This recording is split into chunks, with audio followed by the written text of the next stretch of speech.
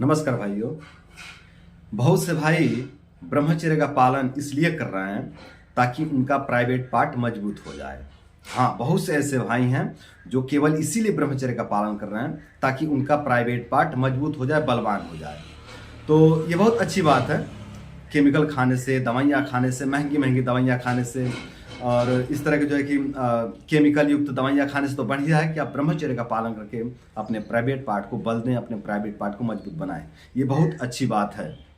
देखिए, ब्रह्मचर्य से केवल प्राइवेट पार्ट ही मजबूत नहीं होता है। ब्रह्मचर्य का पालन करने से अपना पेट भी मजबूत होता है, अपना छाती भी मजबूत होता है, अपना फेफड़े मजबूत होते हैं, अपना हृदय मजबूत होता है, ब्रेन मजबूत होता है, अपनी हड्डियां मजबूत होती हैं। ब्रह्मचर्य से समस्त शरीर को पोषण मिलता है। ब्रह्मचर्य एक उत्तम क्वालिटी की रसायन है ना। तो ब्रह्मचर्य का पालन करके हम अपने शरीर को, अपने समस्त अंगों को रसायन दे सकते हैं, टॉनिक दे सकते हैं ब्रह्मचर्य से, है ना। तो ब्रह्मचर्य एक उत्तम क्वालिटी की रसायन है और यदि आप ब्रह्मचर्य से अपने प्राइवेट पार्ट को मजबूत बना रहे हैं तो ये बहुत अच्छी बात है, बहुत अच्छी बात है। इसमें कोई शिकायत नहीं है, कोई दोष नहीं है, कोई दिक्कत नहीं है। आप ब्रह्मचर्य का पालन करके अपने प्राइवेट पार्ट को मजबूत बना सकते हैं, ये बहुत अच्छी बात है ना।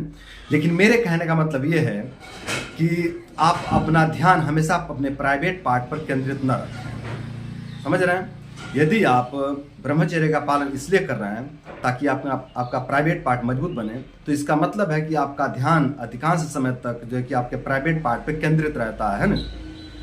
मतलब आप हमेशा अपने प्राइवेट पार्ट पर अपना ध्यान लगाए रहते हैं कि मेरा प्राइवेट पार्ट मजबूत हुआ कि नहीं हुआ है, मेरा प्राइवेट पार्ट बलवान हो रहा है कि नहीं हो रहा है, मेरा प्राइवेट पार्ट सही हो रहा है कि नहीं हो रहा है, वहाँ पे ब्लड का सर्कुलेशन आ रहा है कि नहीं आ रहा है। इस तरह का जो है कि आपका ध्यान हमेशा अपने प्राइवेट पार्ट पे पड़ा रहेगा, ठीक है।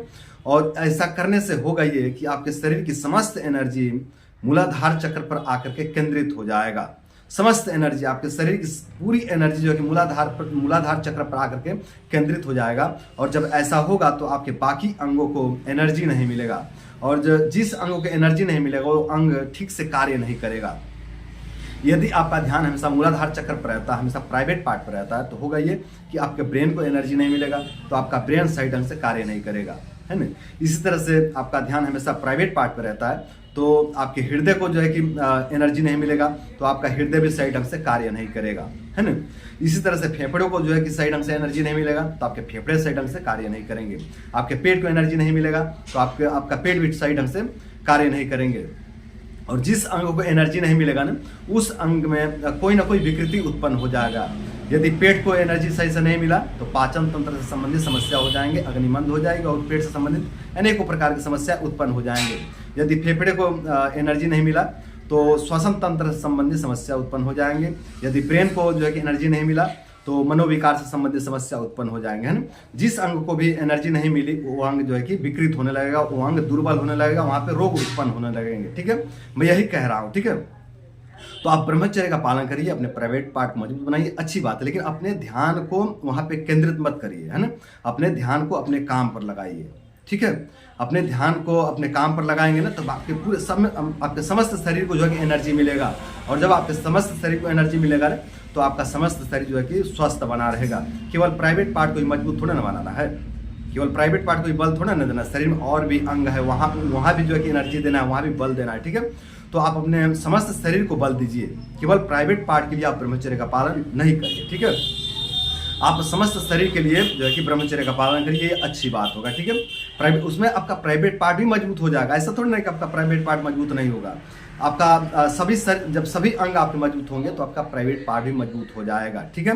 तो आप अपने ध्यान को हमेशा नीचे ना रखें। यदि आपका ध्यान हमेशा नीचे रहता है ना तो आप नीचे जाओगे मेरे भाई, आप बहुत नीचे रह जाओगे। दुनिया आगे निकल जाएगी और आप नीचे ही रह जाओगे, जीवन भर नीचे ही देखते रह जाओगे। तो अपना ध्यान नीचे नहीं रखना है, ठीक है। अपना ध्यान बिल्कुल भी नीचे नहीं लगाना है, अपना ध्यान अपने कार्य पर लगाइए, ठीक है। ना तो अपने प्राइवेट पार्ट पे, ना तो दूसरे का प्राइवेट पार्ट पे। समझ रहे हैं आप लोग? किसी दूसरे का भी प्राइवेट पार्ट, मतलब किसी स्त्री के तरफ ध्यान नहीं ज़्यादा देना है और अपने प्राइवेट पार्ट पे भी ध्यान नहीं देना है। यदि आप स्त्री के बारे में ज़्यादा सोचते हैं तो इसका मतलब है कि आपका सोच नीचे है। समझ रहे हैं आप? मतलब बहुत निचले स्तर की सोच वाले व्यक्ति हैं, है ना। मतलब आप नीचे ही जाओगे, नीचे की सोच है तो नीचे ही जाएंगे, कभी विकसित हो ही नहीं पाएंगे, कभी ऊपर उठ ही नहीं पाएंगे, ठीक है। तो आप लोग समझ लीजिए मैं क्या बोला। अपने ध्यान को ऊपर उठाना है, ठीक है, और खुद को ऊपर लेके जाना है, खुद को ऊपर उठाना है, खुद को विकसित करना है। तो यदि खुद को विकसित करना चाहते हैं और वाकई में आप प्राइवेट पार्ट को मजबूत बनाना चाहते हैं तो अपने ध्यान को प्राइवेट पार्ट से हटाइए। आप अगर आपका ध्यान प्राइवेट पार्ट पे अटका रहता है तो आपका प्राइवेट पार्ट तो मजबूत होगा, वो तो होना ही है, वो तो मजबूत होगा ब्रह्मचर्य से, लेकिन बाकी अंग आपके दुर्बल पड़ जाएंगे, रोगी हो जाएंगे। आपके दिमाग को बल नहीं मिलेगा तो आप दिमागी काम नहीं कर पाएंगे, हृदय को बल नहीं मिलेगा तो आप कोई भी बड़ा निर्णय नहीं ले पाएंगे, आपका हृदय दुर्बल हो जाएगा तो आप अपने दम पर कहीं बाजार में सब्जी भी नहीं बेच पाएंगे, बड़े बड़े काम तो छोड़ दीजिए, है ना। तो कोई भी कार्य आप अपने दम पर नहीं कर पाएंगे यदि आपका ध्यान हमेशा नीचे रहता है तो सभी भाई ठीक से समझ लें, अपने ध्यान को नीचे ना रखें, अपने ध्यान को ऊपर उठाएं, खुद को विकसित करें, खुद को बलवान बनाएं, खुद को स्वस्थ बनाएं और समस्त शरीर को स्वस्थ बनाएं, किसी एक अंग को नहीं, ठीक है।